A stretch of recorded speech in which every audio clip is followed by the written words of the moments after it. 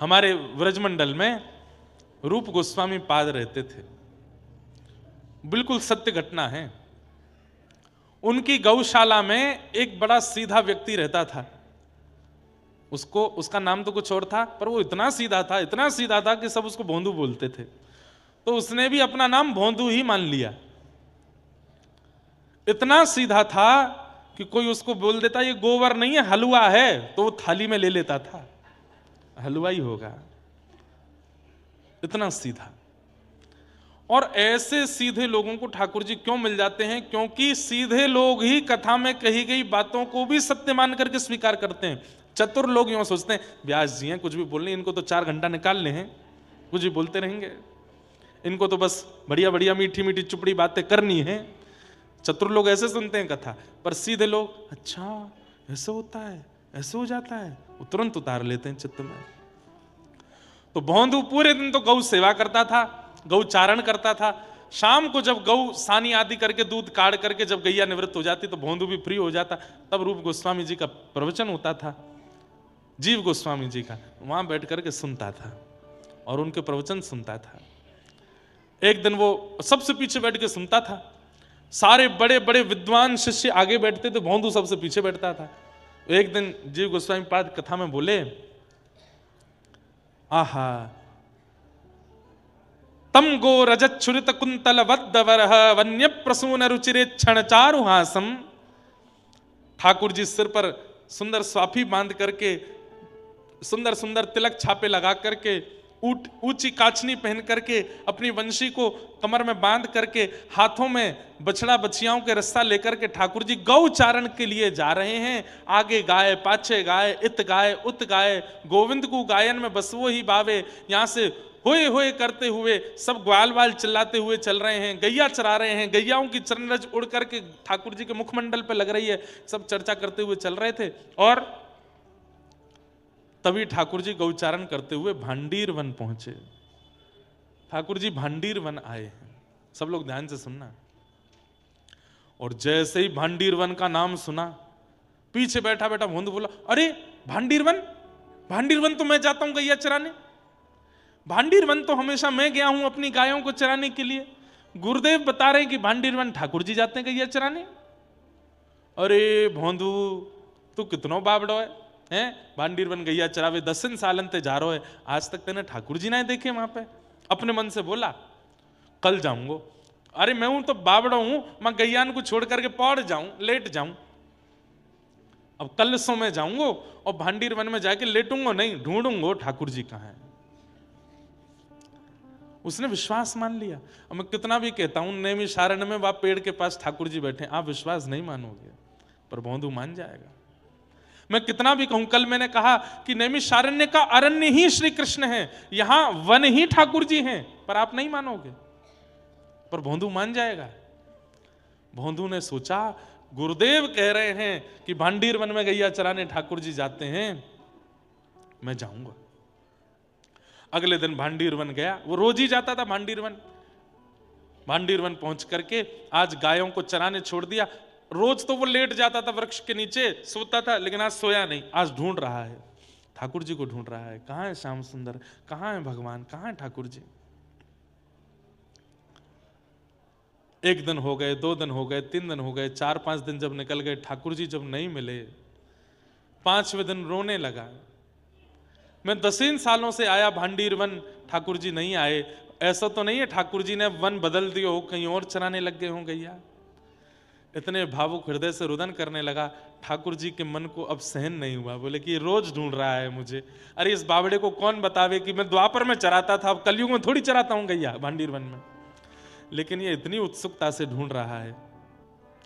ठाकुर जी ने मन में विचार किया, बहुत दिन आएंगे मंदिर में बैठे बैठे, आज चलें, आज ने एक भोंदू से मिलके आवे, और इससे मिलने में कोई हानि भी नहीं है, अच्छा ही है।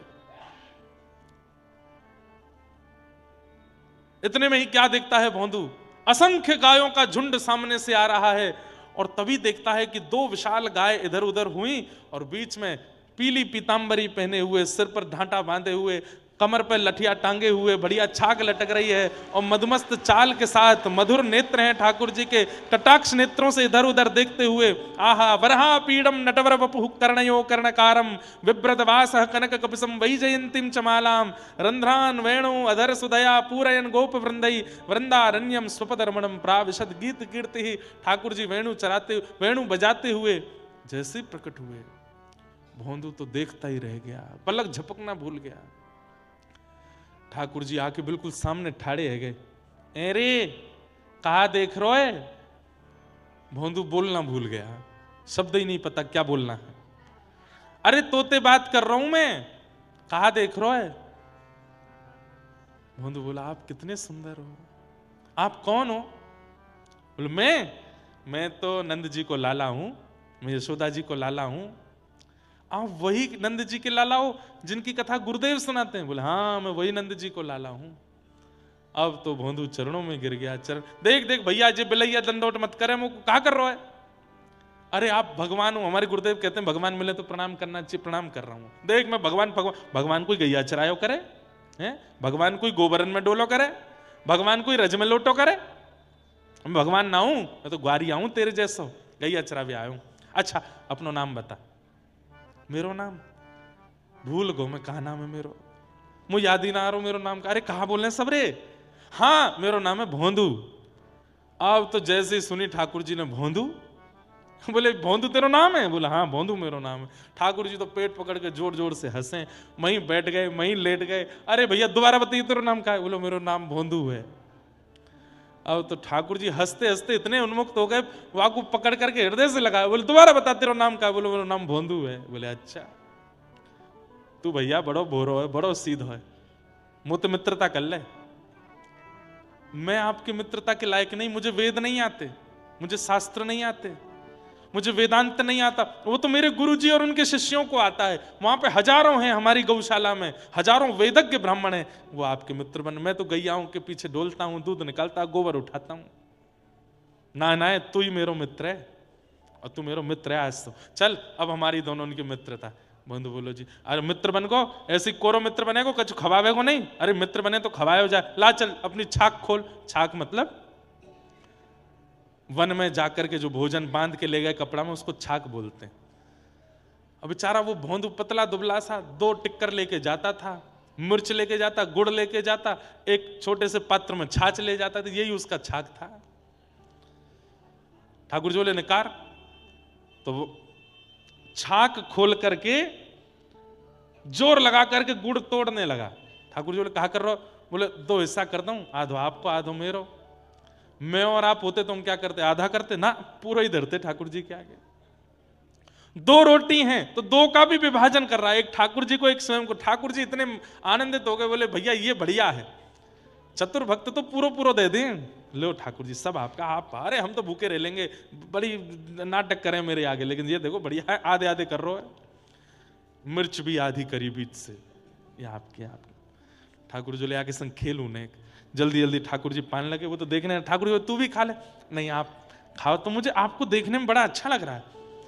मैंने बहुत लोग देखे पर आप जैसी आंखें नहीं देखी, आप जैसी नाक नहीं देखी, होठ नहीं देखे, आप खाओ, मुझे अच्छा लग रहा है। ठाकुर जी ने अपनी रोटी पाली, इतने में भोंदू की लेने लगे, ला ये दे दे। तो भोंदू ने हाथ पकड़ लिया, ये मेरी है, ये क्यों खा रहे हो आप, ये तो मेरी है। अब वो भूख लग रही, दे दे। अच्छा तो यहां में आधी तो छोड़ दो, मैं क्या खाऊंगा? ठाकुर जी बोले अच्छा मैं मिलाऊं तो या नाते मुझको देना सके, ने आधी कर लो, पूरी क्या खा रहे हो? ठाकुर जी मैं तो पूरी खाऊंगा, और छीन के ठाकुर जी खा गए। अरे अब तो मैं भूखो रहेगो, कल ते मैं यशोदा मैया बांध के ना भेजे कछु भोजन है, कल ते ज्यादा सुन ले आऊंगा मैं। है हाँ ठीक है। ठाकुर जी चले गए, भोंदू अपने चले। अरे भोंदू को लगा सबको भगवान मिलते ही हैं, मुझे आज पहली बार मिले, सबको ही मिलते हैं, मैं ही अभागा हूं, मुझे इतने सालों बाद मिले। उसने आश्रम में जाके किसी से कुछ कहा भी नहीं। अगले दिन जब पुनः जाने की बारी आई तो रसोईया से जाके बोलो भैया 4 टिक्कर धर दियो, कल भूखो रहेगो मैं, 4 टिक्कर दे दियो। बोले अरे भोंदू आज तक तो तेने 2 ही टिक्कर पाए, अब 4 का ही कुछ चाहिए?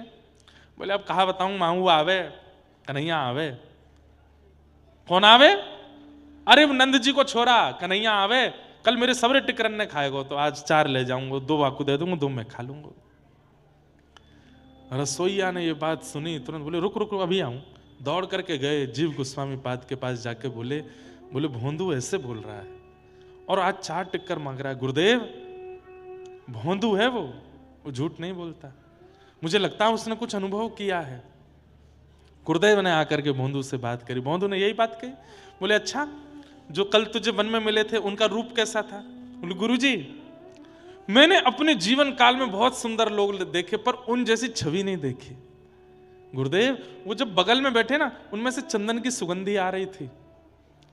उनके नेत्र, ये जो कोने का भाग है ना गुरुदेव, ये इतना गहरा था, कान तक स्पर्श हो रहा था।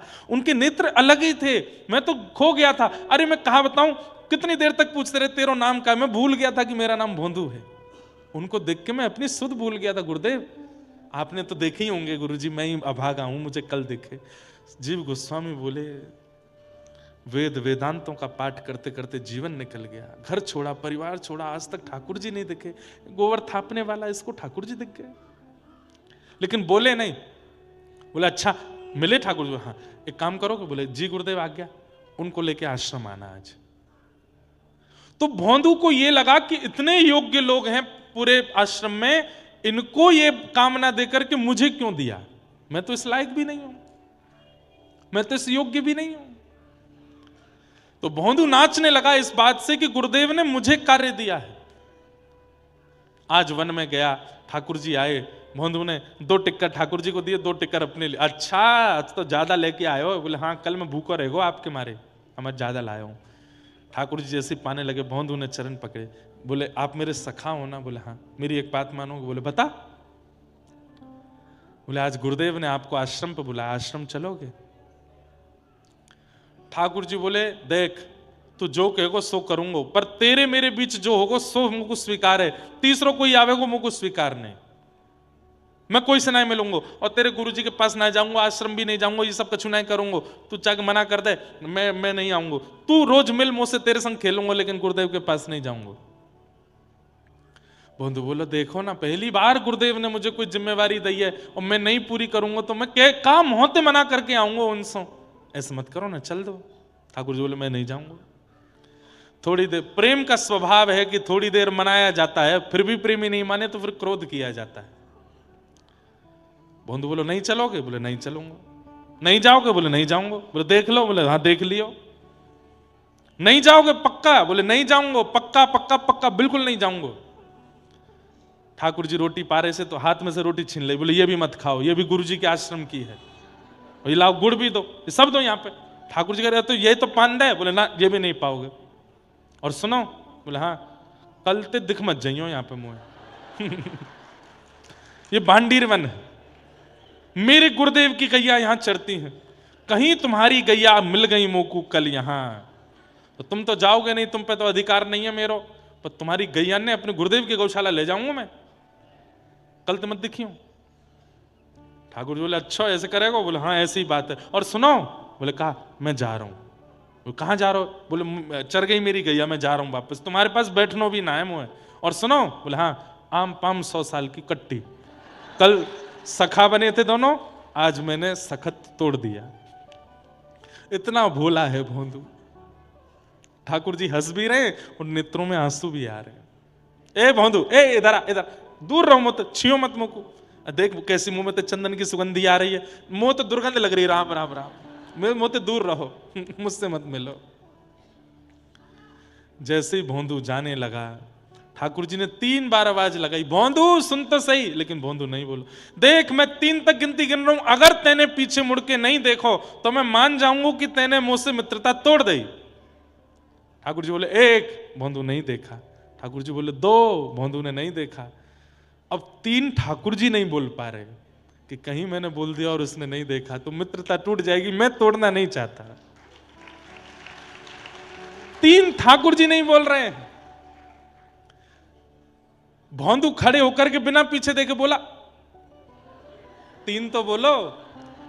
ठाकुर जी नहीं बोले, दौड़ करके गए, जाकर के भोंदू की कमर से लिपट गए और बोले सुन, चल ले चल अपने गुरुदेव के पास, नहीं तोड़ूंगा तो सौमित्रता, चलूंगा तेरे संग।